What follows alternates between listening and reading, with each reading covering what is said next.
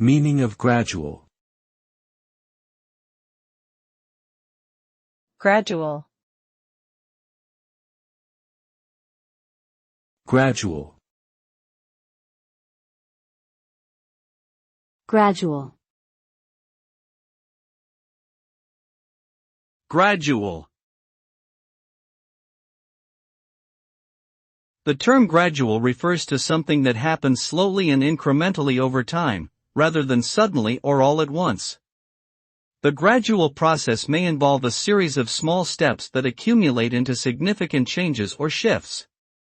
This term is often used to describe natural, cultural, or personal evolution or transformation, where progress is made gradually over an extended period.